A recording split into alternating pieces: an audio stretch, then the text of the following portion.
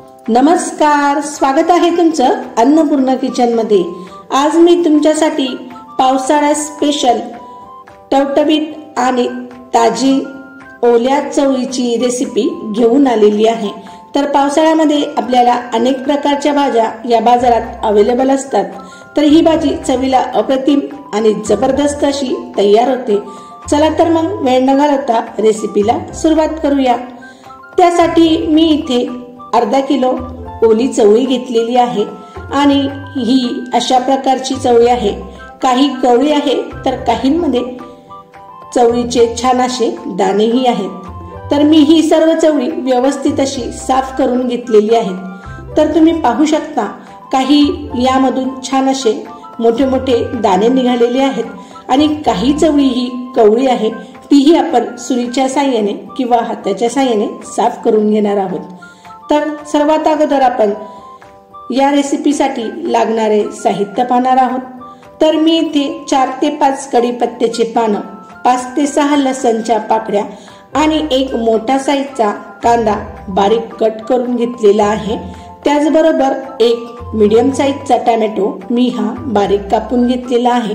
तर या भाजीमध्ये कांद्याचा वापर जास्त केल्यामुळे भाजी चविष्ट अशी तयार होते। तर सर्वात अगोदर आपण एका खांडणीमध्ये 4 ते 5 लसणच्या पाकळ्या घालून घेणार आहोत आणि लगेचच त्यामध्ये कोरे मसाले ऍड करणार आहोत।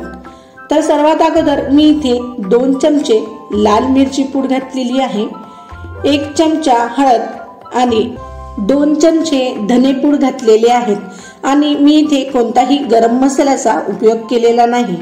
तर असा मसाला तयार केल्यामुळे भाजीला खूप छान आणि मस्त अशी चव येते। तुम्ही ही ट्रिक्स एकदा नक्की ट्राय करा।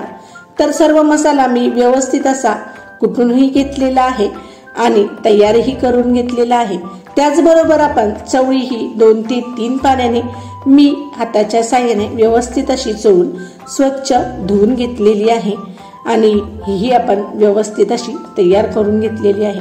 तर सर्वात अगोदर आपण गॅसवर कढई ठेवून घेऊयात आणि कढई तापली की लगेचच त्यामध्ये 2 ते 3 चमचे तेल घालून घेणार आहोत।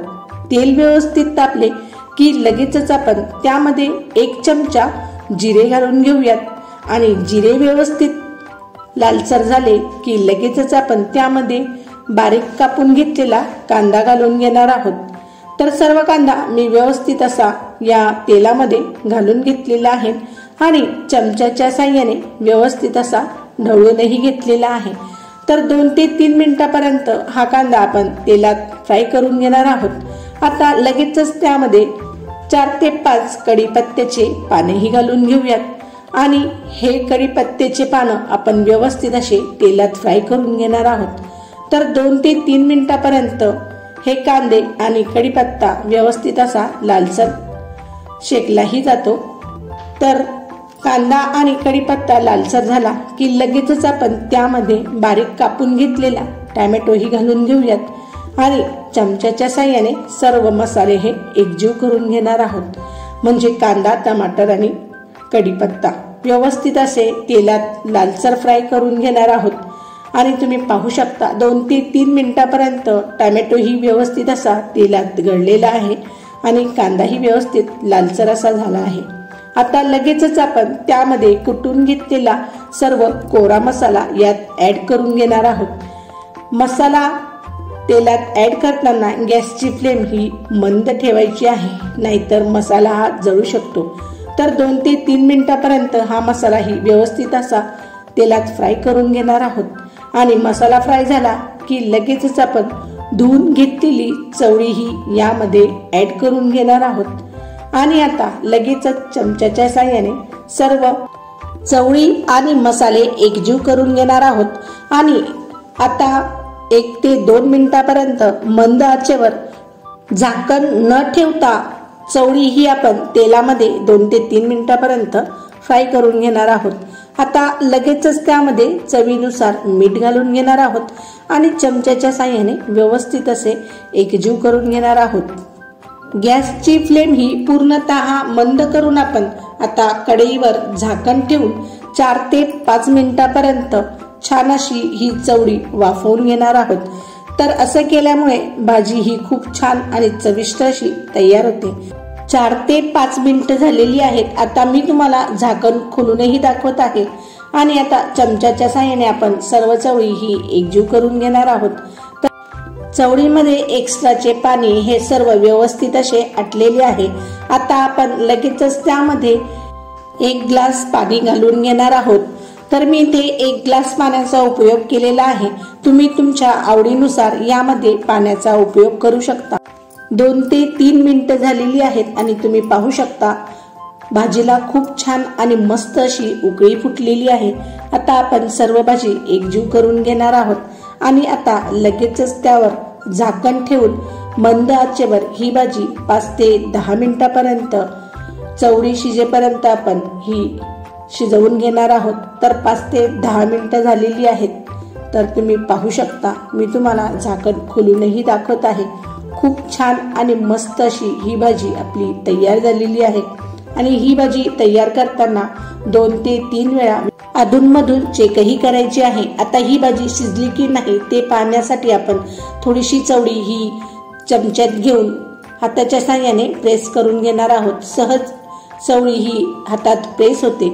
आता व्यवस्थित अशी बारीक कापून घेतलेली कोथिंबीर ही आपण यामध्ये घालून घेणार आहोत। कोथिंबीर घातली की लगेचच आपण चमच्याच्या साहाय्याने ही सर्व भाजीत एकजीव करून घेणार आहोत आणि आता 2 ते 3 मिनिटापर्यंत छान अशी उकळी ही या भाजी काढून घेणार आहोत। तर ही भाजी शिजायला जास्त वेळही लागत नाही। तर 10 ते 15 मिनिटांमध्ये ही भाजी तयार होते आणि तुम्ही पाहू शकता भाजीला खूपच जबरदस्त असा रंगही आलेला आहे आणि चवीला अप्रतिम अशी तयार होते। तर तयार आहे आपली पावसाळी स्पेशल ओल्या चवळीची रेसिपी।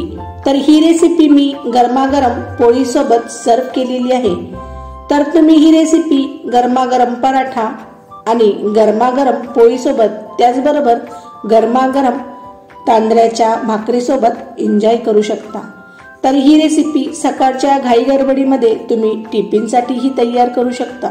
चवीला अप्रतिम अशी ही रेसिपी तयार होते। कोणताही गरम मसाल्याचा वापर न करता ही रेसिपी मी तुम्हाला दाखवलेली आहे। ओल्या चवळीची भाजी तुम्ही एकदा अशा पद्धतीने खाल तर परत परत नक्की बनवाल आणि ज्यांना ही ओली चवळीची भाजी आवडत नसेल तोही खूप आवडीने खाईल अशी चविष्ट आणि जबरदस्त अप्रतिम ही भाजी तयार होते। तर कशी वाटली तुम्हाला ही रेसिपी? तुम्ही ही अशाच पद्धतीने ही रेसिपी नक्की ट्राय करा आणि कशी झाली ते मला कमेंट्स मध्ये नक्की कळवा। अशाच नवनवीन आणि झणझणीत रेसिपी पाहण्यासाठी व्हिडिओला लाईक करा, शेअर करा आणि सबस्क्राईब करायला मात्र विसरू नका। धन्यवाद।